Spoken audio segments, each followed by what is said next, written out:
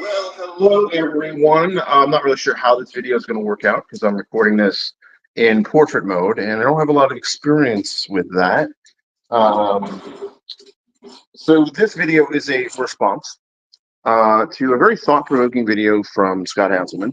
Scott Hanselman is a legend in the .NET community, one of the most famous developer advocates, evangelists um, that you'll ever meet, hear of. Been an inspiration to many people, yours truly included. And it was a clip from another, I don't know who the guy was, but it was basically someone lamenting the absence of tech content creators. And I am literally recording this um, while chasing my 2-year-old around. Yeah, he wants to hog the camera. For those of you who are not subscribed to Frank's World of AI on YouTube or my LinkedIn channel.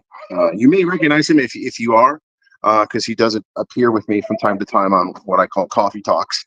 And I think Scott makes a lot of interesting points. I'm not going to reiterate them all, but I think the landscape and nature of social media has drastically changed since he got into the game and I got into the game.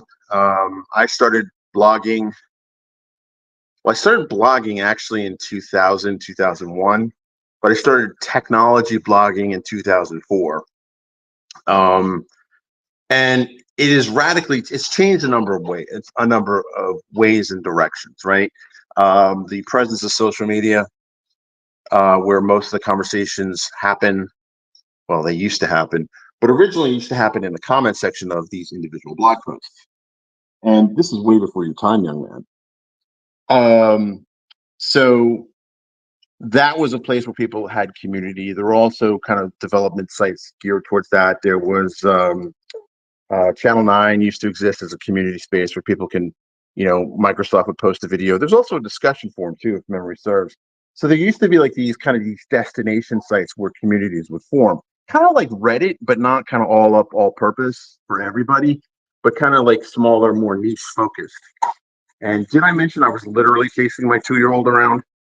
Um, I think the nature of tech content where people consume it has radically changed. And I mean, like right now, I'm streaming.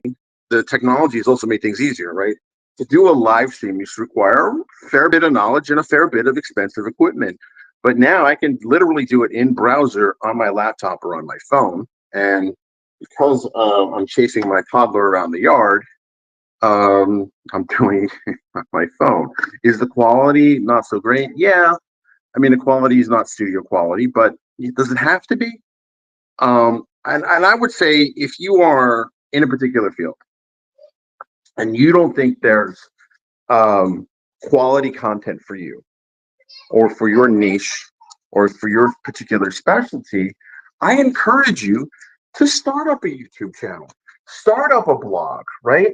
And pick the social network you like the most, right?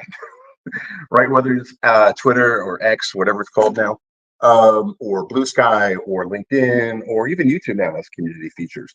But I think that by everybody kind of rushing to these third-party community sites, I think we've lost a lot of that little local nuance and flavor that people would have on what was the old thing that Scott Watermastick built? Community server, right? So all these places would have these little like sub communities.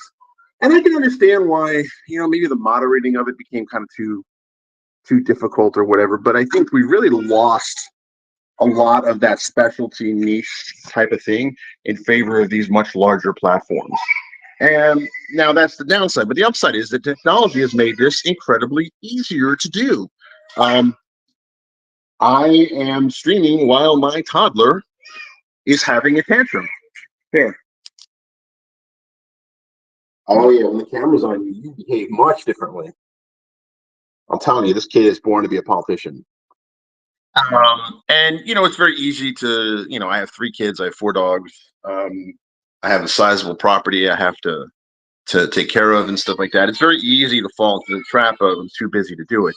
But I think that because things are so much easier now to do, I can pull out my phone and record a quick reaction video to this pretty easily without a lot of production and ceremony. Is it still studio quality? No, but it's authentic. And I think that's what people are really looking for. And do you want to be picked up, young man? No.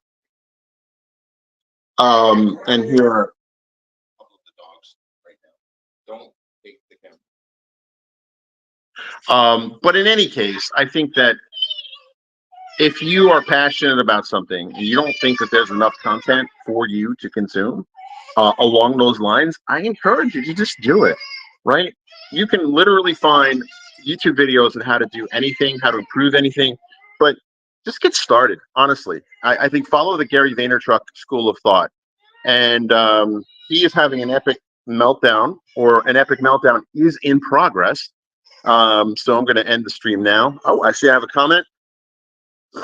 Oh, shut up. Okay. Well, thanks. I can tell I'm making progress on YouTube because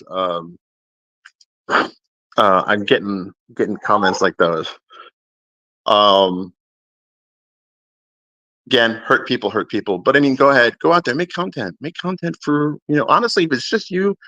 And if you haven't listened to Gary Vaynerchuk's books or read them, he has 2 books that I highly recommend you start with. One's called Crush It, and the other one's called Crushing It. It's kind of like the sequel. Highly recommend it. If you go to thedatadrivenbook.com, you can get 1 free audiobook on us. And, they're a sponsor of the podcast and the live stream and all that. If you get a subscription, we get a cut. But honestly, once you get hooked on audiobooks, you will never go back.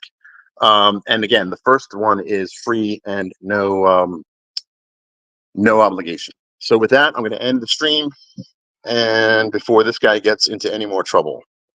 So very thought-provoking content from Scott. I'll link it when I get a chance to get to an actual computer. But this is kind of my response to it.